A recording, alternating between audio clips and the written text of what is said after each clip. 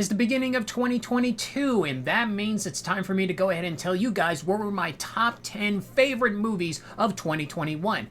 Now, I didn't think that I was actually going to have 10 movies that I really liked or were going to be my favorites of the year, because I didn't really get to see that many movies that much, and I figured that with the amount of films that I did see this year, I wasn't really going to care for them that much, or I wasn't going to say that they're that great. But I did actually find 10 movies that I really did enjoy during the year, and I wouldn't mind going back and watching them again. And keep in mind, there's a reason why this list is called my favorite of the year and not the best of the year. Because I don't see every single movie, and some people would prefer like one film over the other. This is my personal list. This is just what I personally find to be the most enjoyable in my eyes, and what would I find to be a really good movie. But enough rambling about, let's go ahead and get started.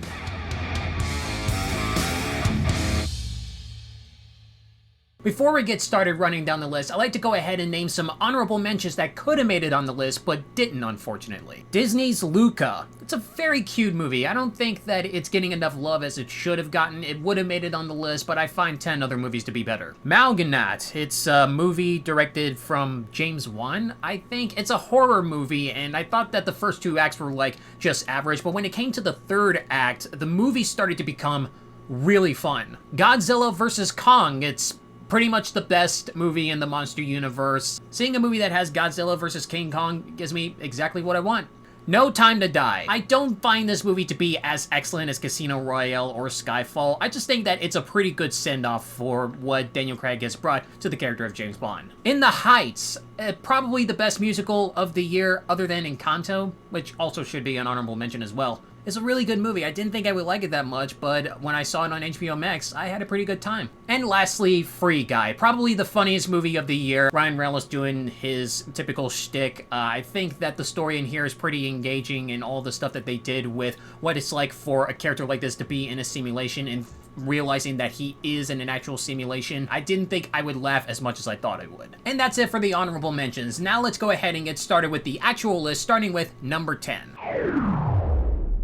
Number 10 is going to be A Quiet Place 2. I really liked the first one. I thought the first Quiet Place movie was great. Directorial debut for John Krasinski. I think that his direction in this film and his creativity on doing filmmaking is excellent in that film. It wasn't a perfect movie, but it was definitely a solid entry in terms of engaging in storytelling and character development, and shows an amount of respect for people who really like filmmaking. And to be honest, with A Quiet Place Part 2, I didn't really have much anticipation for it, because with the way that the first movie ended off of, I didn't really know why we need to continue on with this entire story arc with the rest of the family. But I was actually surprised with how good this movie is. They still managed to make this film heartwarming, engaging, intense, and still honors and respects what the first movie was doing. And if there is going to be a Quiet Place Part 3, which I highly don't doubt that there is, I am curious to see how this film would end off. Coming in at number 9 is going to be Zack Snyder's Justice League. I know a lot of other people that probably have this movie a lot higher on their list, and I personally don't blame them. They're a huge fan of Snyder's work. I'm more so mixed upon what he does as a filmmaker, but I do think that the Snyder Cut of Justice League is probably the best filmmaking that he's ever done yet. It's such a shame that a movie like this has not necessarily been released in theaters in the past, and I think I'm kind of glad that this movie does exist, because if we did get this actual movie back before then, I probably would have hated it a lot more often and not really appreciate Snyder for what he usually does, because I see a lot more of what his vision was like due to the fact that this movie was 4 hours long. If it could have been shortened down to like, I don't know, 2.5 hours, it probably would have ruined the actual experience of how good the storytelling is inside this movie. It still has some of those Snyder tropes that I usually have a problem with. The overabundance of slow-mo, the overabundance of philosophical talking when they don't really need it at times. There are definitely other moments where the slow-mo and the philosophical talks in here do actually work to its advantage. Plus, everything that was going on with the villains in this film is some of the best things that I've ever seen within the DC Extended Universe. I love the way that Snyder handled Darkseid, Steppenwolf, and Desaad in here. These are some of the best villains within the extended universe. It just goes to show that Warner Brothers needs to stop meddling with whatever it is that the directors are doing with their films and just let them do whatever it is that they're doing. Even if you feel like that it may not be good or it would please everybody, let them do it. And this film demonstrates why you should do that all the more often. Coming in at number 8 is going to be the director's cut of Rocky IV. If I can add in the Snyder cut, I'm gonna add in Sylvester Stallone's cut as well. Rocky IV has always been one of my least favorite within the Rocky franchise, and though a lot of people love this movie for its campy and cheesiness, I have a soft spot for that too, and I love its soundtrack, but it's always been such a different film compared to all of the other Rocky movies. When I watched the director's cut of Rocky IV, I personally loved it. I know that it's a little weird for some people because they thought that it was a little choppy, having some new footage added in here, and it doesn't necessarily change that much compared to the theatrical version. But even though it was a little weird, I saw more of the vision that Stallone kind of wanted to do more often within the storytelling of Rocky IV when talking about the concept of change. And I think when you decrease more of the silly stuff, the talking robots and asking for world peace at the end of the film, this movie really has something in here. It may not be for everyone, but for me, I saw the vision of what Stallone wanted with Rocky IV.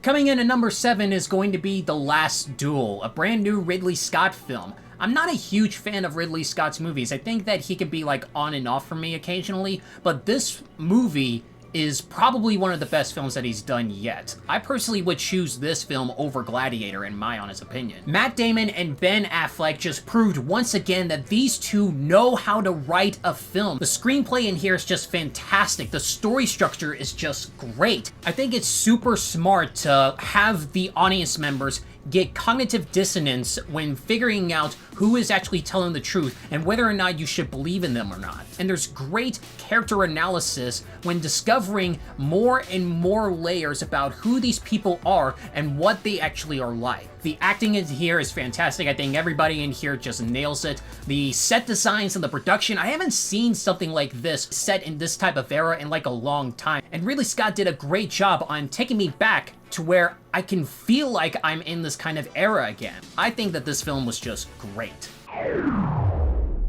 Coming in at number 6 is Nobody. When I saw the trailer for this, I was fascinated. I mean, Bob Odenkirk doing a John Wick film. It's just take my money already. What really did surprise me though is the character development with Bob Odenkirk's character. I think that he does a fantastic job playing this character, but there's also a lot more of a depth to what this kind of character is like. But to give this character a lot more depth was a challenge that I didn't expect from this film, and I really appreciated for it. Also, Christopher Lloyd in here, probably one of the best things that I ever seen him done in a long time. It has great action, there's great acting in here, there's surprisingly good storytelling.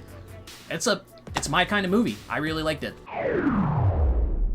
Coming in at number 5 for me is going to be Last Night in Soho, a brand new Edgar Wright film. I mean, I would say that it would be biased of me to go ahead and put this on the list, but I wasn't going to at first because I was a little conflicted on what I thought of the film. But much like all of Edgar Wright's movies, the more I thought about it, the better it became. In terms of abstract storytelling, through the character analysis of our main character, it creates such a good story that is not only engaging, but it's also terrifying. And in order for me to enjoy a horror film or a thriller, it has to have a really good story. And I definitely think that Edgar Wright nails it with this one. Yes, there's some ghost cliches in here that you're used to seeing in other horror films, but this one is utilized a lot more better, and it's also shot beautifully. At first, I was a little bit upset that this doesn't feel like an Edgar Wright film compared to all of the other Edgar Wright movies that he's done, but I think just looking at this in terms of writing, directing, and acting, this film is pretty much fantastic. Also, Anya Taylor-Joy, best performance that she's ever done yet. She was completely invisible in here. And personally, I can't wait to see what other type of performances she's capable of doing in future films. Coming in at number 4 is actually the funniest movie that I've seen this year. The Mitchells vs. the Machines. It's a Netflix movie. I thought that it was actually Free Guy, but I was wrong. It's this one. Most movies like to rely on nostalgia from the 80s or the 90s in order for you to understand the jokes and references that they're doing. But this movie is taking in things that are presented within modern day. They have insanely clever jokes, and it's got a story that you can easily relate to without having to be attached within in that specific nostalgia era. It really takes in the advantage that it is an animated film, and the movie never once failed to make me not laugh. I laughed throughout the entire time that this movie was presented. I laughed so many times during this movie that I just had to say that this was one of my favorite films of the year. The characters in here were very heartwarming. It's also a story where it shows both sides that have a problem, but you're able to understand both of their situations, and both of them have to change. It isn't that one character has to change in order to please another person, it's that both characters would have to change in order to go ahead and reconcile with each other. It's a movie that's on Netflix right now. If you haven't seen it yet, definitely go and check it out. It's a really great time for the whole family. I think you all are going to like it. Coming in at number 3 is going to be Raya and the Last Dragon. I want more Disney movies like this. Give me more Disney movies that have this kind of storytelling, this kind of animation, these type of characters. It's so good in my opinion. I will admit the villain, the so-called villain that's in this film is not as strong as I thought it was. There's definitely understanding with that character, but there could have been something added in there that would have provoked a great amount of strength to the story. But other than that, that's the only type of flaw that I had with it. Everything else, it has such great strength to it that I was just mesmerized from beginning to middle to the end. It's definitely one of Disney's best in terms of today. I don't think it's one of the greatest Disney films of all time, but the movie definitely feels noted to be one of those films that you have to see at least once. Coming in at number 2 is The Suicide Squad. I had this at number 1 for like a very long time, but there was one movie that apparently triumphed over this one. The Suicide Squad is basically everything that I wanted it to be. It had great action, it had fantastic characters, it had brand new characters that I really liked. It really fixed a lot of the errors that were in the first Suicide Squad film, and when those characters that were in the first one appeared in here, and some of them were getting killed off, I felt sad for them in this one because I didn't want to see them die. I got to know them a lot more better in here than I did in the first film. This movie carries in that great raunchiness that James Gunn really likes to put within his films, and I think that in terms of Marvel versus DC content that he's created, I prefer this one over Guardians of the Galaxy, in all honesty. I just think the action in here is fantastic. I love the characters in here. I love the storytelling. There were jokes, there were laughs, there were sad moments, there were emotional moments. It gave me everything that I wanted. I think it's one of the best DC films in the extended universe. I know that there are some other people that would prefer like Man of Steel or Batman v Superman over this one, and that's understanding because those films are trying to be epics and are wanting to expand on bigger characters like Superman, Wonder Woman, and Batman, but this one just does really good on what it's trying to do, and it's such a blast to watch it. I'm pretty sure you guys will know what this movie is because I haven't necessarily said it yet on this list, and I should be able to say it. It's Spider-Man No Way Home. That's my number 1 favorite film of the year. And I didn't expect it to, because when I saw the trailers for this one, I was like, I'm still skeptical. I don't know if it's really going to work for me all that much. And when I walked out of the theater seeing this movie, I'm like, it's gonna be my favorite film of the year. I just know it is. For the MCU, I never thought that I would have that exact same feeling that I did when I watched Avengers Endgame. But Spider-Man No Way Home, it gave me that feeling once again. And I love that it did that. I think in terms of the MCU Spider-Man, this is Tom Holland at his best. I think he finally shows his true strengths of becoming a really good Spider-Man instead of a Spider-Boy. I think it's great to see all of the past references from Sam Raimi's Spider-Man universe and the Amazing Spider-Man with all of the villains that are coming in here, and how they tie it into the story of Peter Parker's character within the MCU. It's just fantastic. And also a lot of risks that are being taken within the film. It's so good, and it makes me excited to see that brand new Doctor Strange movie. I can't wait to see how that one is. I wonder if it's going to give me that exact same experience that Spider-Man No Way Home is. Maybe it will, maybe it won't. Either way, I'm still excited. I love this movie. It's one of my top 5 favorite MCU films. And there you go, guys. Those were my favorite films of 2021. What are your guys' favorite movies of the year? Put your thoughts down in the comment section below and let's have a conversation about it. And like this video if you agree with what I say, or dislike this video if you disagree with what I say. I don't mind the dislikes. So that is it I have for today's video. Thank you guys so much for watching, and I'll be sure to see you in the next video.